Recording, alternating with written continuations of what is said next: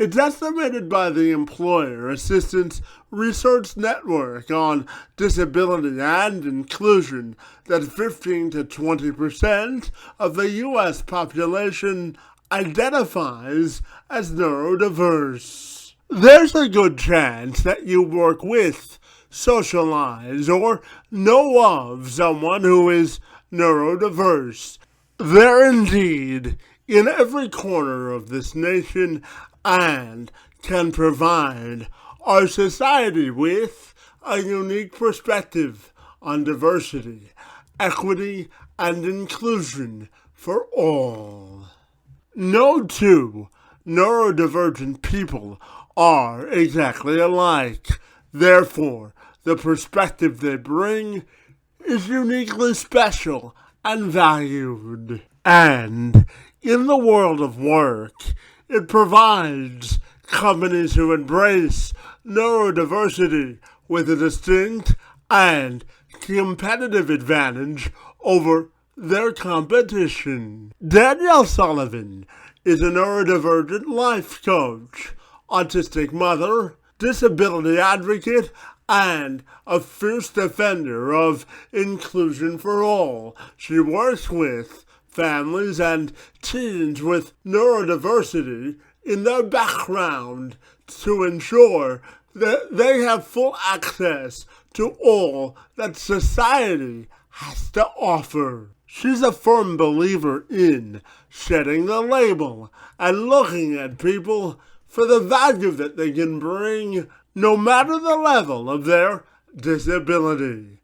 She hosts a podcast to bring together families and resources for neurodivergent families to help them navigate the system and come out the other side better than they were before. She was gracious enough to grace me with her presence this week as we had a wide-ranging conversation about the importance of embracing neurodiversity, the strengths they can add to a community, and including them in all aspects of life. It was a conversation of great interest and intellect, which I am now happy to share with all of you. So without further delay, I'm Kevin McShann. Let's have this conversation.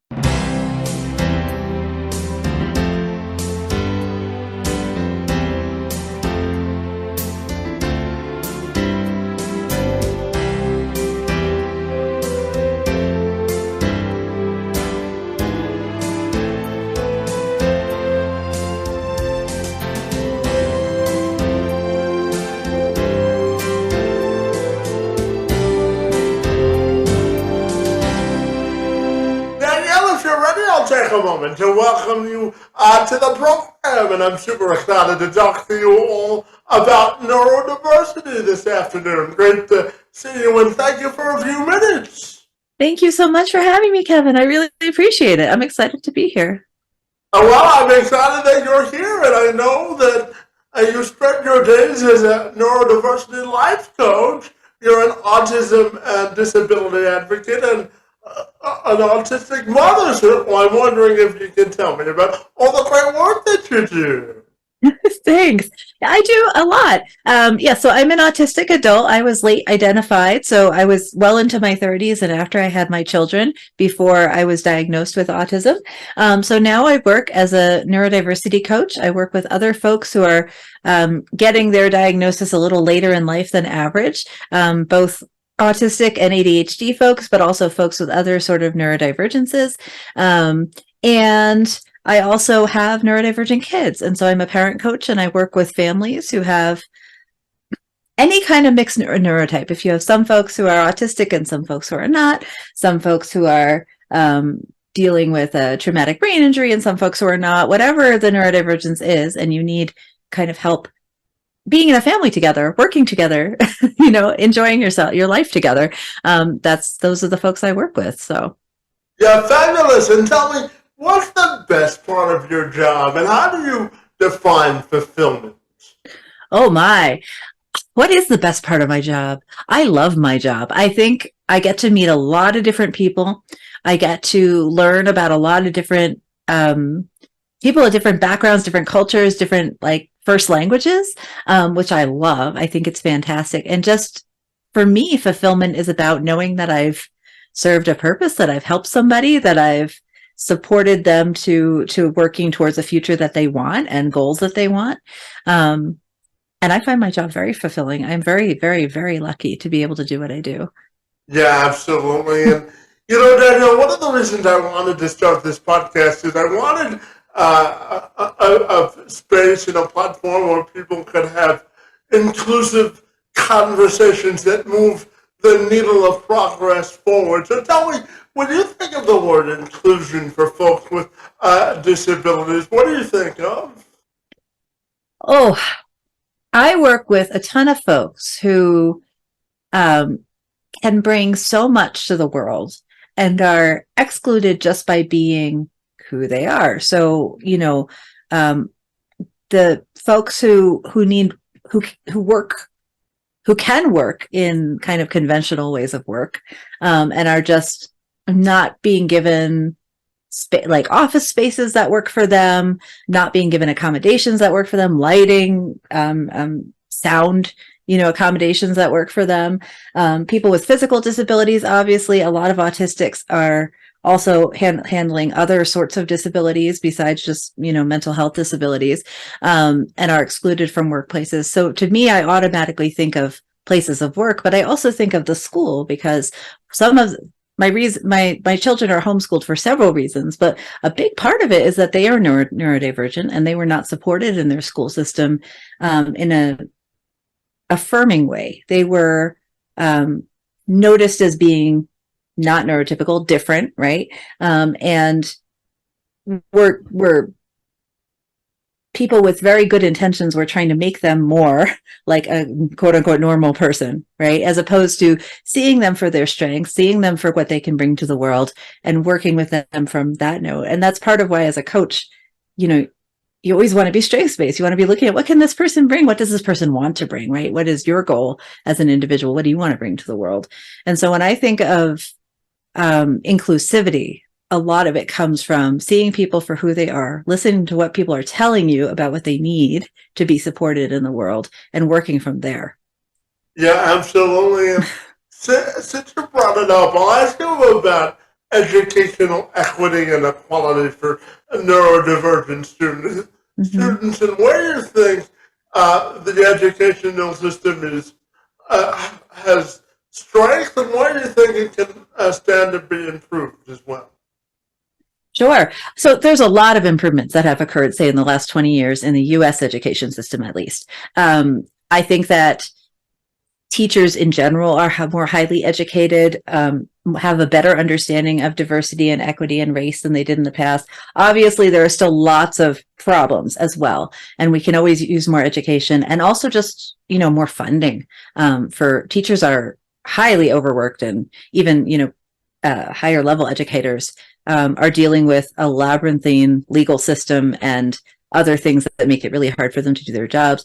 We also still have things like laws allowing seclusion and restraint for kids who are, acting out or having quote unquote, behavioral issues in some way. Those kinds of punishments significantly affect autistic children, kids of color, kids of low income, and are basically, a huge equity issue in terms of you have some kids in some schools who are dealing with seclusion and with restraint practices and harm, physical harm as well as mental health harm. So the fact that that still exists, I think, shows us that we have a long way to go forward. But we also know that in schools that do have enough funding and do have enough education for their teachers, and that teachers and educators have enough support and training, that we are making really good strides towards becoming more inclusive of disabilities as a whole. It's a mixed bag. It absolutely is. And, I know you also work to help the families you work with the self-development goals. And I know that there isn't one size that fits all. So tell me about the excitement of the challenge of helping families determine what their self-development goals are. Yeah, so it's different if you're working with a family versus like an adult, right? A 30-year-old or 40-year-old. But for families, a lot of families come to me with a kiddo or a teen who has just received a diagnosis of some kind of a neurodivergence. So often that's autism or ADHD, but not always. And a lot of what we do is figure out, well, what does this young person want to do with their life? What's important to them? Because a lot of parents are understandably frightened of what a diagnosis might mean and have all these sort of doom scenarios running through their head of like mostly coming from poor education around disabilities, right? And not really understanding what it means that your child will have autism or ADHD, because it is a lifelong, it's your brain is there. You have a functional difference of the brain, right? I do too, autistic. But that doesn't mean that we can't do things and that we can't participate in society meaningfully and that we can't bring our strengths and our excitement to the world and really help. So when we come in with a family, a lot of my initial work is figuring out, well, what are the parents' fears or concerns? And then what are the child or teens what do they want? What is their future goal? And how can we sort of make a realistic, practical step-by-step approach to get that young adult to where they want to go? And a lot of that is also just kind of sometimes retraining parents to understand that neurodivergence means your brain functions differently. It doesn't mean you can or can't do any given thing, but it might mean that we have to approach whatever the goal is in a different way than you would for a neurotypical kid. So it's a lot of that work. Yeah, absolutely. And I'm fascinated by your shirt you're wearing today. So tell me about how you use that as sort of a rallying cry for the work that you do. This is my comfy shirt because I have sensory challenges as an autistic person and I needed a comfy shirt today, but I'm glad it suits this interview, which I didn't think about. I think that one of the main difficulties that neurodivergent folks deal with is people, general population, just not being educated about what, say, an autistic person looks like in terms of our behavior, our speech, our gestures, all that kind of stuff. Same with ADHD, same with all, there's a pile of neurodivergences under that bucket. And I think that a lot of us are unfairly judged for our behavior being different or our physical appearance being different. And it's very similar to how folks with physical disabilities, are judged offhand as being capable or incapable just on somebody's initial perception. And so when I think of accessibility, kind of the first step I always think of is that education piece of helping folks to understand that most of us are going to be disabled in some way or another in our lives. It's 30% of the population at any given time is living with a disability. Most of us are multiply disabled. And so it's really important to recognize that it's not like a rare thing, and that working towards accessibility and everybody being able to get to all the resources they need in the world is an everybody problem, right? Is something that everyone's going to have to deal with. And so when I think of accessibility, I think of it affecting the whole world, every single person. And that's part of why it's so important to me to work towards that equity and accessibility as best we can. Yeah, absolutely. And Danielle, as you know, I was also born with cerebral palsy, and I work outside of hosting this podcast. I work with businesses to amplify their hiring of folks with disabilities, and I know that you work with individuals in the employment space as well. So how do you define employment equality for folks with disabilities? I think that on the base level, folks with disabilities should be able to work if they want to work, should be allowed to work, should be encouraged to work, should be supported to work. And a lot of us, among autistic individuals especially, we're deeply unemployed. The statistics are really, really, really frustratingly low for how many autistic folks are employed.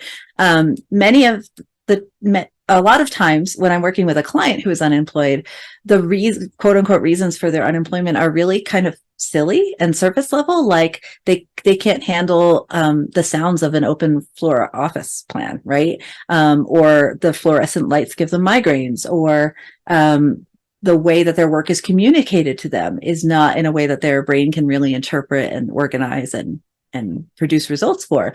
But if you just tweak, like the accommodations are often so small that it makes it so frustrating to me that employers, don't know how to create environments for autistic and ADHD employees to thrive. So for me, it's really about working with, well, what is the client saying are the problems, right? And then working with the employer to say, can so-and-so, be offered remote work? Can so-and-so be allowed to wear, ear defenders and sunglasses inside? Can so-and-so be placed near a window or in a corner away from other folks where there's a lot of foot traffic? And it's really that nitty gritty basic level stuff. And if we could encourage employers to be a little bit more flexible in their assumptions about what work should look like, so many more autistic folks would be employed, would be producing really good results for their employers. It's good on both sides. It supports both the inclusivity of autistic people, but the employer's bottom line as well. And so I just find the whole thing very frustrating. A lot of the training we do is around how can employers implement very basic sensory, how do I say? A lot of the problems that autistics and ADHDs report at work are related to sensory issues, right? So like I said, the lights, the sound, something like that, the outfit you have to wear being too constricting or something like that. And so if you can get employers to adapt sensory regulations or flexibility in their sensory environments, people suddenly have much, much better results in the work office. So, yeah. Yeah, yeah, absolutely. Danielle, I'll tell you a quick story. So I used to be the ambassador for a project for the Ontario Chamber of Commerce here in Windsor called the Discoverability Network. What that was online job matching portal for individuals with disabilities and employers to get connected. So before the project started, we did a study at the Ontario Chamber, and it found that accommodating folks with disabilities, no matter what the disability is, could often cost less than $500. So, oh gosh, yeah. Well, when I talk to employers about the benefits of hiring people with disabilities, the number one question I was always asked was, how much is this going to cost me, and how much time do I have to devote to it, right? So, and it's all about educating employers too, isn't it? About the absolutely, yeah, positive benefits of hiring people with disabilities. I'm sure you would agree with that, right? Oh, absolutely. And like you're saying, the cost is like, not that we should boil down the reasons for equity are because it's low cost to the employer, but it is the reasons that my clients don't get hired are so silly. Like, people need to be able to sit down. You get them a chair. That definitely costs less than $500, right? You let them wear their ear defenders. They've already purchased them. You don't have to pay anything as the employer, right? There's so many, ways that people are excluded that neurotypical individuals don't tend to think about, that if you just listen to us when we say, hey, I would really perform better for you if you could get me a chair, or if you could, any of those very low cost changes. And then you have an employee who, is going to produce really good results for you. And certainly is going to be highly motivated to continue working with you. So. And it provides the employer with a competitive advantage when they hire people with disabilities, right? Yeah. Mm-hmm. Yeah. Yeah. I could ask you questions about that all day, but it's a good topic. Yeah, it certainly is. And, the next series of questions I have for you are about social inclusion and social, community. Because, one of the things that I wanted to start this podcast for was to help with my own sort of dealing with social isolation and being Mm-hmm. somewhat socially excluded from the world. So tell me about the importance of social inclusion and building a sense of social community for folks with disabilities. Yeah, I think it's, excuse me, I'm sorry, I'm still getting over a cold. I think it's a really complicated issue, and a complex one too, because, there's so much diversity in the human range, right? And so there's that diversity among disabled people too. And I'm sure that the issues that I deal with day to day as a disabled person are very different from the ones that you deal with day to day, right? For example, or even that my kids deal with day to day because they have a slightly different neurotype than I do. I think that the best we can do is to listen when people talk and recognize that just because somebody isn't participating in a social event the way you might expect them to doesn't mean they're not getting something out of it.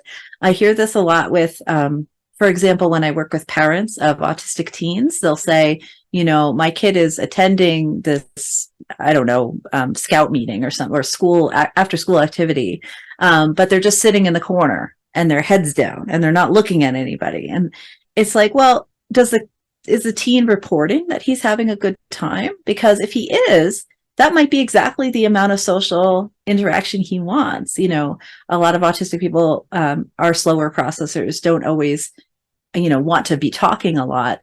Some of us are very chatty. So there's a difference there. But that listening to what the teen's report is, if he's having a good time, then please keep inviting him and letting him sit in the corner, right? Obviously, if he's not having a good time, then we might want to, work together, but we deserve to be there even if we're not participating the way that you would expect us or maybe ideally prefer us to participate. And we can still contribute meaningfully to social groups, even if we're not contributing the way that, a neurotypical or an able-bodied person would do. So I just think it's just it doesn't hurt to extend the invitation, Yeah, absolutely. And I know one of the ways you're trying to do that is you host a podcast about neurodiversity with the mission of giving families and parents the resources they need to feel included in society. So I'm wondering if you can tell me about the podcast and what it's all about and why you think it was important to start it as well. Sure. I actually started the podcast before I was a coach, before any of this. And right before the pandemic started in February of 2020, I started the podcast. And at the time I was a stay-at-home parent. I was recently diagnosed with autism. My kids were recently diagnosed. And I was feeling very isolated, and having a lot of trouble finding resources for adult autistic people. Because there's a lot of resources for kids and even teens, but once you're an adult, if you're late identified, at the time there wasn't really anything. And I wanted to talk with somebody about my experience as a parent, parenting neurodivergent kids, my experience kind of coming to terms with my own identity and my own diagnosis in my 30s. And all that stuff. And I was just not finding community. And so I was like, well, I'm going to make a podcast and I'm just going to put it out there and maybe other people will get something out of this. And I was very lucky that people did get something out of it. And now there's, I could easily name 10 communities for late identified autistic people that exist in the world now, or exist at least in the Americas now that I can go to and talk to people about what I'm dealing with day to day. So I think just, putting yourself out there and trying to find people like you is always a good step. And then from that, it was just, what do folks like me need? Like, what can't I find when I Google it, And so the Neurodivergent podcast publishes every 2 weeks. And sometimes it's just me talking about my life and the issues that I'm seeing or kind of trying to work through something on my own. And sometimes we interview experts. We try to prioritize disabled and neurodivergent interviewees who are talking about something from their life, sharing their lived experience of their neurodivergence or disability or both, or coming from a place of expertise where they've actually studied or written or researched some specific aspect of neurodiversity. Yeah, absolutely. And I also wanted to ask you about service delivery and how you think services can be improved for neurodivergent families and families with children with disabilities in general. Because one of the areas that I help people with sometimes is navigating how long wait lists are, for example, for services, and really coming up with solutions on uh, how to navigate that. And so I'm curious just to ask you about service delivery and how do you think it can be improved for families and individuals with disabilities as well? Sure. Yeah. So I can speak from my own experience that as an adult, I was on the wait list for like a year to get diagnosed. One of my kids was on an autism evaluation wait list for a year to be diagnosed when he was much younger. One of my kids has been in an occupational therapy wait list for over a year and now. And so it's definitely a problem. I'm sure a lot of it has to do with everything that's changed after the virus. But I also think that one of the challenges I have is that systems are very bureaucratic and kind of labyrinthine. You can't figure out where to even start, what papers you have to fill out, what evidence you need for for just asking for the services in the first place. So I think we definitely need help simplifying those and making them more accessible to parents who may not have a lot of time and a lot of energy and sometimes not a lot of education. We also need providers who will come into the home, especially with autistic children. A lot of us don't handle new environments particularly well. A lot of us have a lot of anxiety and stress about being asked to go into a new place, interact with new people, and those demands being placed upon us. And so having providers that would come into the home and deliver services in the home is a kind of a priority from my perspective. And then also I think a big problem that we deal with is, and I've heard reports from people who are, I'm white, but like my other autistic advocates who are not white, we hear a lot of times that there's no providers in their area who offer services who are of the same kind of ethnic group. And so there's like a culture clash happening where you have mostly white providers coming in and trying to give services to folks. And there might be language barriers, culture barriers, all sorts of things happening. And so we definitely need to be supporting a diverse range of future therapists and psychiatrists and mental health care providers and physical health care providers to be going into programs to get licensed and then to serve their own communities so that we have better education for parents too. Because obviously white providers coming in and trying to educate non-white parents about the disability, there's going to be gaps. So we need more diversity in caretakers. We need more diversity in educating those caretakers. And then we need folks in the home working with parents one-on-one who kind of understand the burden or the not that the child is never the burden, but the system can be very burdensome in terms of just everything you have to do to make it happen. Yeah. Yeah, absolutely. And Daniel, I was going to give you the space to tell me what do you think people need to know about the term neurodiversity and sort of dispelling the myth of neurodiversity? What do you think people need to know? Oh, so I'll just say briefly that neurodiversity is this idea that humans have different brains, and that's it. That's all it means. Is that not all of us have the same kind of brain. We think differently, we process information differently, we communicate differently, we work through problems differently. That's it. So, wherever you are in the human spectrum, whether you're a neurotypical person, which is quote unquote the normal brain or the one that society is built for, or whether you're autistic or ADHD or bipolar, or you've had a brain injury in the past or a stroke or any of these kinds of things, you are somewhere on the spectrum of neurodiversity, right? I think that there's so many stereotypes and frustrating myths out there. One of the ones I bump into a lot around autism is this idea that we are non-empathetic or cold, that we're emotionless, which is not true and not helpful. sometimes I bump into this idea that all of us are either very high intelligence, like savant, or very low intelligence. And autistic people are the same intelligence range as non-autistic people. So that's a myth that can be very harmful. I also think that we see a lot of myths around, how do I say? Like, for example, there's this idea that autism only affects men or male boys. And so autistic girls are passed over for support and services a lot. We also see that happening kind of racially, that like ADHD white boys are given services and ADHD black boys are, in the prison pipeline, are being dealt expulsions and other punishments at school. And so just the education around what these neurodivergent differences look like in different kinds of groups is something that I'm really passionate about and really would like people to know more about too. Yeah, absolutely. And, Danielle, I'm also curious to ask you about the importance of empowering neurodiverse people to find their identity and really get a sense of their own identity and owning the things that are important to them as well. Mm-hmm.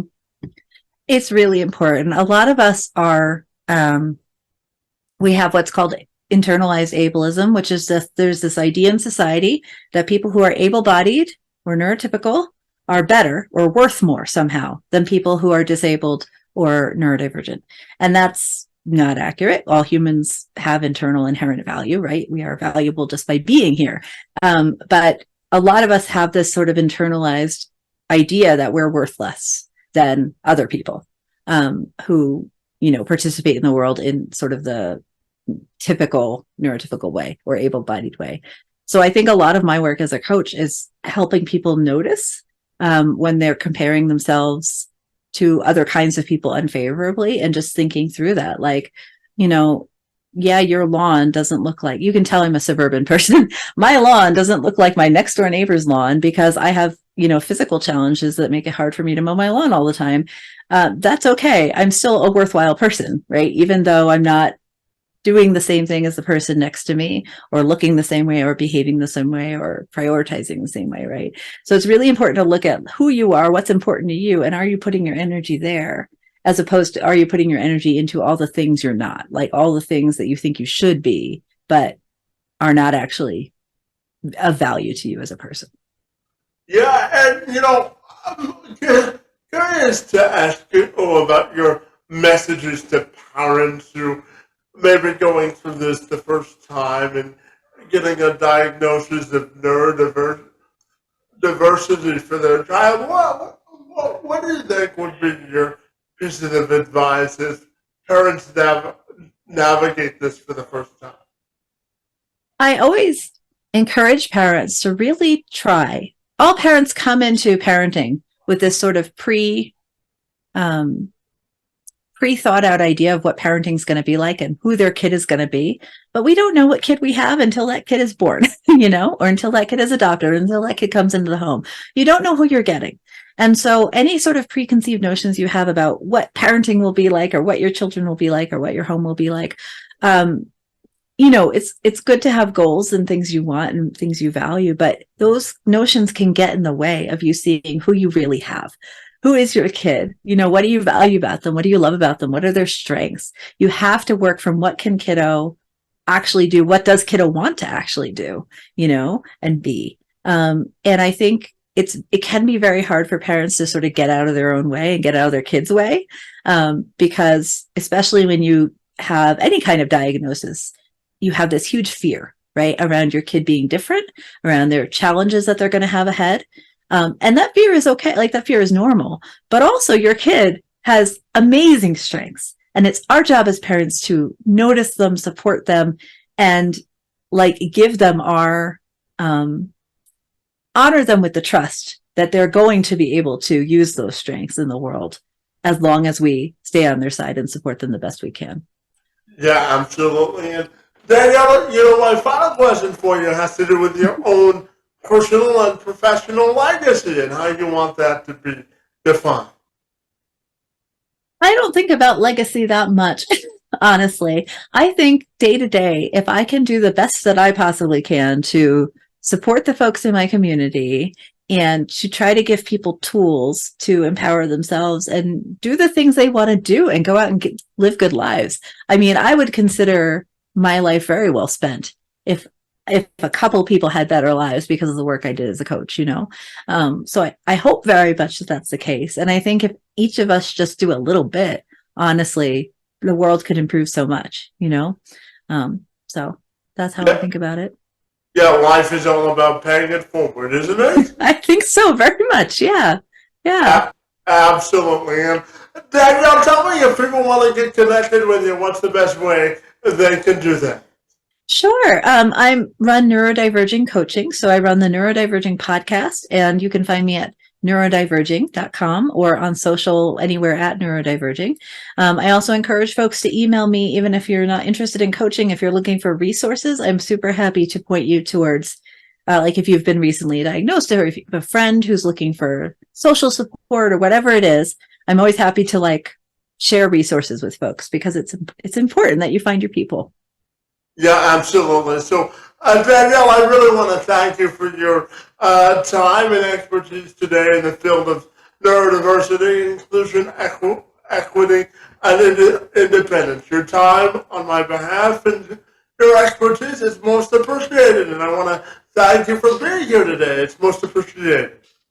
I really appreciate you having me, Kevin, and helping spread the message of equity, and it's so important. Thank you.